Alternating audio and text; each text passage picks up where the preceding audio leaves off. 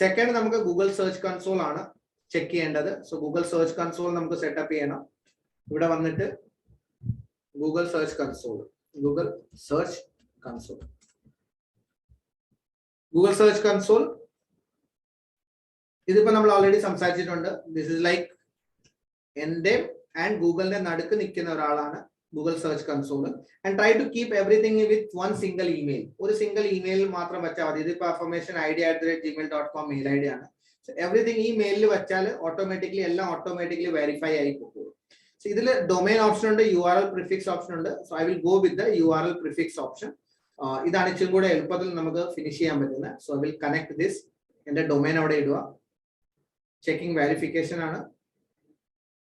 Verification ചെയ്യുന്നതിന് മുമ്പേ നമുക്ക് നമ്മുടെ വെബ്സൈറ്റിനകത്തോട്ട് ഇത് ഒരു കോഡ് ഇടണം. സെർച്ച് കൺസോൾ നമുക്ക് കണക്ട് ചെയ്യണം. യു ക്യാൻ സീ ദാറ്റ് നമുക്ക് ടാഗ് മേജർ വെച്ചിട്ടും കണക്ട് ചെയ്യാൻ പറ്റും. You can come here, you can connect the tag manager വെച്ചിട്ട് നമുക്ക് ഗൂഗിളിനകത്ത് പബ്ലിഷ് ചെയ്യാൻ പറ്റും. ബട്ട് എനിക്ക് ഇവിടെ HTML ടാഗിന്റെ ഒരു ഓപ്ഷൻ ഉണ്ട്. I will come here, I will copy this HTML code.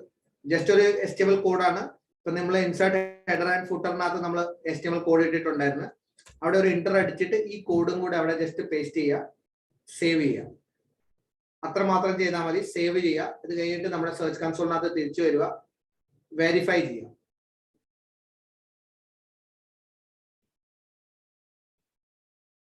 Ownership verify means confirm ആയി ഈ വെബ്സൈറ്റിന്റെ ഓണർ ഞാനാണ്. Now I can go to property. So click on the property. Now it will reach to property. So നമ്മുടെ search console എന്തായി? റെഡിയായി. So നമ്മുടെ ആ വെബ്സൈറ്റിന്റെ search console റെഡിയായി. ഇപ്പൊ നമ്മൾ കണ്ടതെല്ലാം കംപ്ലീറ്റ് സെക്ഷൻസ് ആണ്. ഇപ്പൊ നമ്മൾ ഇവിടെ വരികയാണെങ്കിൽ ഈ പേജ് കോഡല്ല, നമ്മളെ വെബ്സൈറ്റ്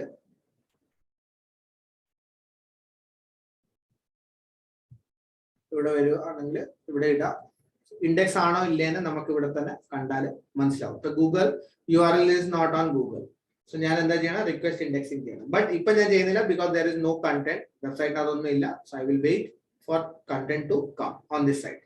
അത് കഴിഞ്ഞിട്ടായിരിക്കും ഞാൻ ഇൻഡെക്സ് ചെയ്യാൻ പോകും. ഇപ്പൊ ചില സമയത്ത് നമുക്ക് ഒരുപാട് എന്താ പറയുന്ന എഡിറ്റിംഗ് ചെയ്യണം. ഗൂഗിളിനകത്തോട്ട് ആദ്യം തന്നെ നിങ്ങൾ സൈറ്റ് ലിസ്റ്റ് ചെയ്യാൻ ഉദ്ദേശിക്കുന്നില്ല. അങ്ങനെയാണെങ്കിൽ സെറ്റിംഗ്സിനകത്ത് ജനറലിനകത്ത് വന്നിട്ട് നിങ്ങൾക്ക് ഒരു ഓപ്ഷൻ ഉണ്ട്.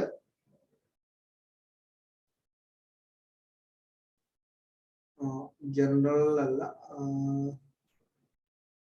Writing, reading. ഓക്കെ, റീഡിംഗിനകത്താണ് discourage search engine from indexing this site.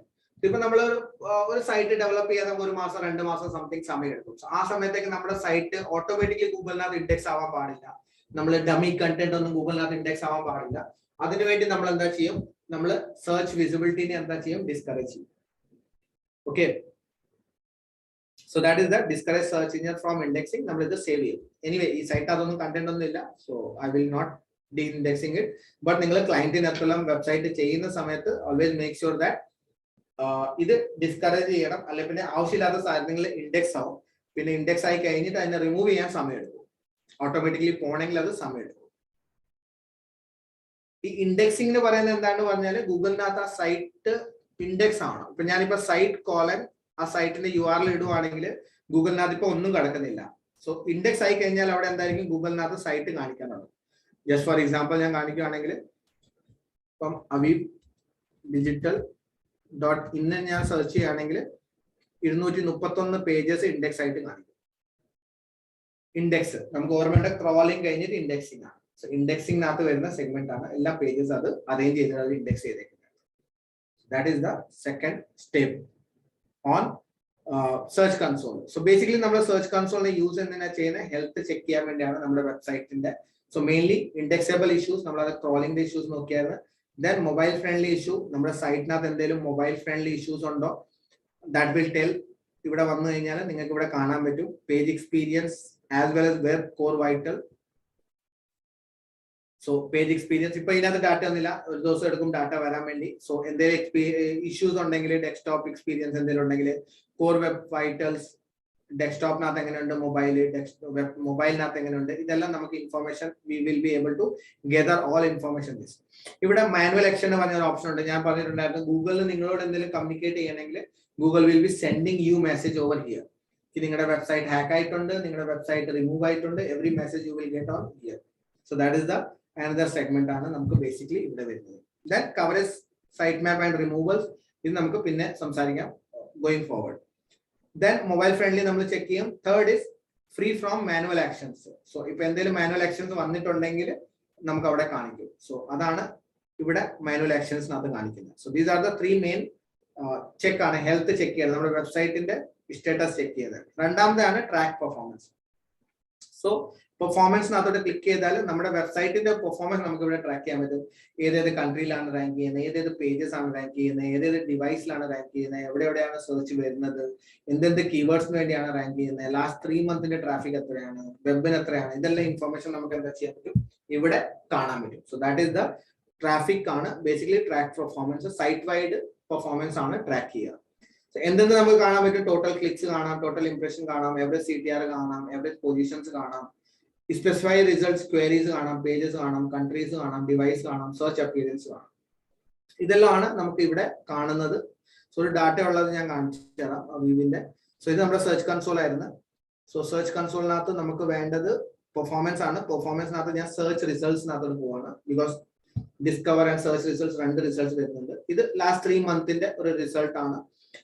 1.6 million views ആണ് വന്നിരിക്കുന്നത്. അതിനകത്ത് 11K ക്ലിക്സ് ആണ് നമുക്ക് കിട്ടിയേക്കുന്നത്. ക്വയറീസ്, ഏതേത് ക്വയറീസിന് വേണ്ടിയാണ് നമ്മൾ റാങ്ക് ചെയ്തത്, അതേപോലെ തന്നെ പേജസ്, ഏതേത് ടോപ്പ് പേജസ് ആണ് നമുക്ക് റാങ്ക് ചെയ്തത്. You will able to see that all the pages which is ranking. Then countries, ഏതേത് കൺട്രി ആണ് വരുന്നത്, traffic from which country the main traffic is coming. Then device, ഏതേത് ഡിവൈസിനകത്താണ് കൂടുതൽ ട്രാഫിക് വരുന്നത്, മൊബൈൽ ആണോ ഡെസ്ക്ടോപ്പ് ആണോ. You can see that on an average mobile and desktop നമുക്ക് ഒരേ സിമിലർ ക്ലിക്ക് ആണ്. വേറെ ഡെസ്ക്ടോപ്പിനകത്താണ് നമുക്ക് വ്യൂ കൂടുതൽ, ഇംപ്രഷൻ കൂടുതൽ വന്നിരിക്കുന്നത്.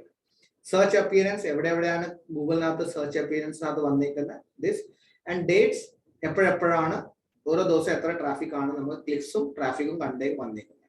So these are the information what we get. Performance informations ആണ് we get from this particular section. Okay, ഇതിനകത്തെല്ലാം ഡാറ്റ കുറച്ച് സമയം എടുക്കും വരാൻ. It will take some time to get populate. So ഇതാണ് നമ്മുടെ സെർച്ച് കൺസോൾ